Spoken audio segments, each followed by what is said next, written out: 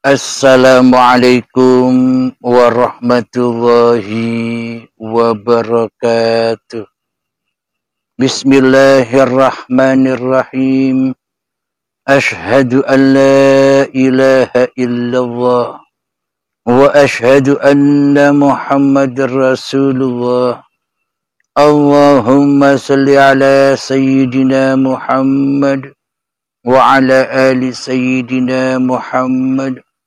Rabbis rahli sadri wa yassir li amri wahlul 'uqdatam min lisani yafqahu qawli. Amin. Bismillahirrahmanirrahim. Salam santunku, salam ta'zimku, salam hormatku buat para sahabat-sahabatku, jamaah uripi Allah, baik yang ada di dalam ataupun yang ada di luar negeri. Semoga kita semua sama-sama mendapatkan keridhaan Allah Subhanahu wa ta'ala. Alhamdulillahirabbil alamin. Di pagi yang indah ini kita sering mendengar ada orang yang meninggal, ada kekasih Allah yang wafat, kadang ada yang mayatnya tak ada, kadang mayatnya raib, kadang mayatnya utuh meskipun beribu-ribu tahun, kadang mayatnya menjadi tulang belulang, kadang mayatnya hancur lebur jadi tanah lagi. Alhamdulillahirabbil alamin.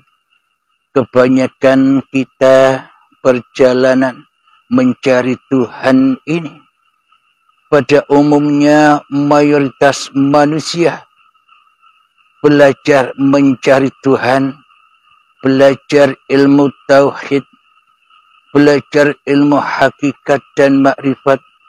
Tujuannya hanyalah agar matinya kelak badannya raib, agar dikatakan oleh orang lain sebagai walinya Allah. Ada yang berkeinginan belajar hakikat makrifat, ada yang berkeinginan ketika belajar tauhid agar badannya kelak, jasadnya kelak dalam keadaan utuh meskipun beribu-ribu tahun lamanya. Apa bedanya dengan Fir'aun? Jadi semua itu keinginan-keinginan hawa nafsu manusia ketika ia belajar hakikat dan makrifat. Tujuan kebanyakan manusia adalah untuk mencari kemuliaan badannya sendiri di saat datang kematian, agar ia membuktikan bahwa dulu ketika dirinya masih hidup, ia jadi walinya Allah. Kebanyakan manusia terjebak di sana. Alhamdulillahirabbil alamin. Ketika ada suatu jasad manusia yang sudah wafat kembali di sisi Allah, kadang ketika sebelum dikubur saja sudah raib, sudah tidak ada jasadnya. Alhamdulillahirabbil alamin. Kenapa itu semua terjadi? Itu semua terjadi ketika manusianya di kala hidupnya banyak mempunyai khotam-khotam amaliyahnya, khotam-khotam perbuatan-perbuatannya. Contoh, ketika manusianya masih hidup, ia banyak berzikir, ia banyak tafakur, akan tetapi ketika itu manusia masih merasa mengaku-akui bahwa yang melakukan banyaknya zikir semacam itu, banyaknya tafakur semacam itu masih dilakukan, masih dikuasai oleh diri manusianya yang merasa berzikir. Manusianya yang merasa melakukan zikir, manusianya yang merasa berbuat zikir, sehingga zikirnya merasa sudah banyak, sehingga dari zikir-zikir yang diakui oleh manusia itu akhirnya menjadi khaddam. Akhirnya menjadi manusia menjadi mukasafah. Akhirnya menjadi karomah. Sehingga kebanyakan ketika manusia itu hidup banyak kesaktian-kesaktian yang dialaminya. Banyak keanehan-keanehan yang di luar batas manusia normal. Itu semua karena laku zikir-zikirnya. Sehingga menjadi khaddam-khaddam baginya. Alhamdulillahirabbil alamin. Jadi kemana raibnya badan itu? Raibnya badan itu bisa disembunyikan oleh khaddam-khaddam ilmunya, khaddam-khaddam amalnya yang belum disempurnakan ketika saat hidupnya. Bisa begitu.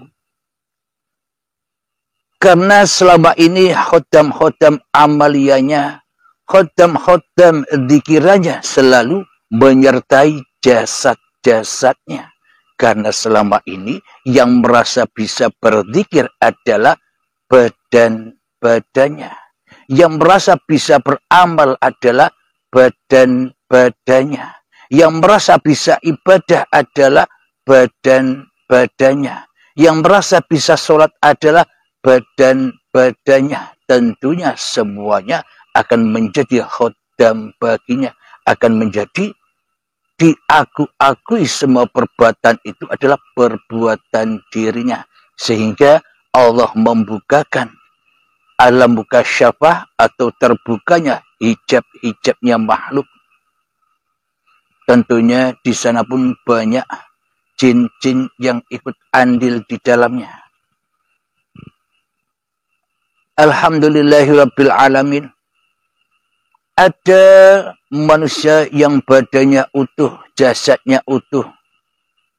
Walaupun beribu-ribu tahun lamanya.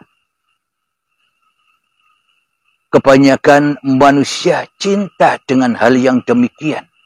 Aku ingin utuh jasadku agar aku diketahui oleh manusia bahwa aku orang-orang yang sakti. Aku orang-orang yang menjadi kekasih Allah. Lalu apa bedanya dengan Fir'aun yang juga utuh jasadnya? Ada yang meninggal jadi tulang belulang. Pun juga ada yang meninggal menjadi tanah. Dari tanah menjadi tanah. Alhamdulillahirabbil alamin. Lalu yang mana yang lebih sempurna kembalinya manusia yang sesungguhnya? Bagi manusia yang masih hidup sekarang, ketika kita menyaksikan fenomena-fenomena yang demikian, pasti manusianya memilih. Bercita-cita, aku ingin ketika aku mati kelak badanku raib. Agar aku dikatakan oleh manusia sebagai waliullah. Agar aku dikatakan oleh manusia yang menyaksikan mayatku menjadi kekasih Allah. Kebanyakan manusia tertipu oleh pemandangan itu. Alhamdulillahirabbil alamin. Mari kita hayati bersama. Mari kita tafakuri bersama. Apakah orang yang sudah meninggal itu tahu keadaan badan-badannya? Baik itu raib, baik itu badannya utuh, baik itu badannya jadi tulang belulang, baik itu badannya menjadi tanah lagi. Apakah yang bersangkutan tahu? Apakah yang bersangkutan menyaksikannya? Apakah yang bersangkutan itu bisa melihat jasad-jasadnya? Bila orang mati itu sudah lepas dari kepemilikannya, jadi jasad pun tak diakui sebagai jasadnya lagi.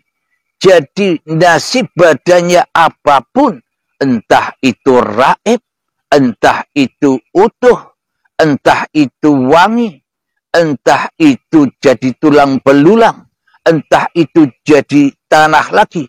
Sang pemunya yang empunya badan selama hidupnya sudah tidak peduli lagi, karena badan-badan ini hakikatnya bukan badan miliknya, bukan badan buatannya, bukan badan ciptaannya. Untuk apa melihat itu semua jika manusianya sudah kembali kepada hakikat ketiadaannya? Bila manusia sudah kembali kepada kegoibannya, manusia kembali kepada hal yang tak dapat disebut. Untuk apa ngurusi badan lagi?